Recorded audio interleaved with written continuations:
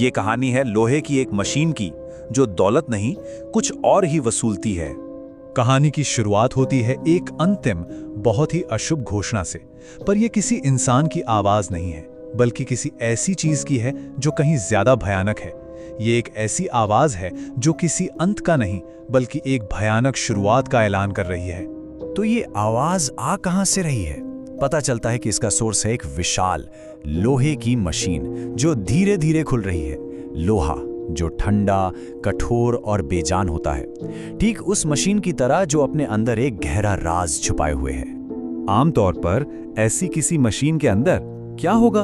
अंधेरा ही तो होगा, एक खालीपन। लेकिन यहां अंधेरा नहीं है, तो फिर अंदर क्या है?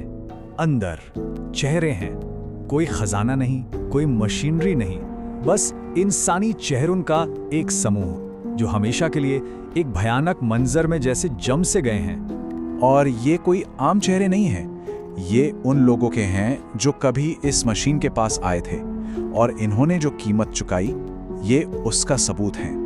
इन सभी चेहरों में एक बात कॉमन है, एक पैटर्न है। ये सब लोग पहले तो बहुत अमीर हुए और फिर अचानक गायब हो गए। लेकिन सिर्फ गायब होना ही सब कुछ नहीं है। उनकी आंखें वो पूरी तरह से खाली हैं, जैसे उनकी रूह ही खींच ली गई हो।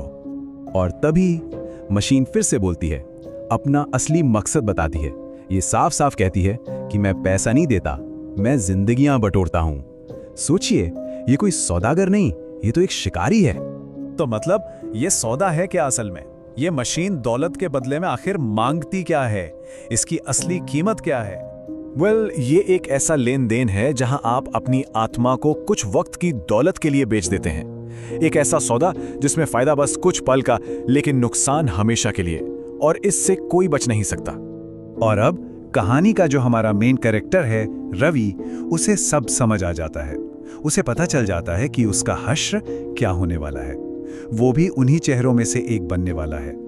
और ये सच इतना भयानक है, इतना ज्यादा डरावना है कि वो जम जाता है। वो चीख भी नहीं पाता। तो फिर रवि का हुआ क्या? मशीन ने अपना मूल कैसे वसूला? क्या कोई सबूत पीछे छूटा? आखिर में जो होता है वो बहुत तेज और बेरहम है। पहले मशीन अपना सच बताती है, फिर रवि डर के मारे जम जाता है। उसके बाद एक नया सबूत सामने आता है, एक काला हाथ का निशान, और आखिर में मशीन के रिकॉर्ड में एक और नाम जुड़ जाता है। तो पीछे क्या रह गया? बस दो चीजें। फैक्ट्री के पीछे एक नया काला हाथ का निशान, जैसे किसी सौदे पर आखिरी मोहर लग गई हो, और मशीन के पास एक और नाम जोड़ दिया गया, एक और जिंदगी का हिसाब हो गया। और वो नाम था रवि, एक और जिंदगी जिसे उस मशीन ने निगल लिया।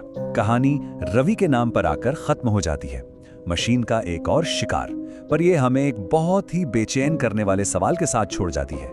हम अपनी ख्वाहिशों को पूरा करने के लिए क्या कीमत चुकाने को तैयार हैं? और हमें पता कब चलता है कि कीमत कुछ ज्यादा ही हो गई है?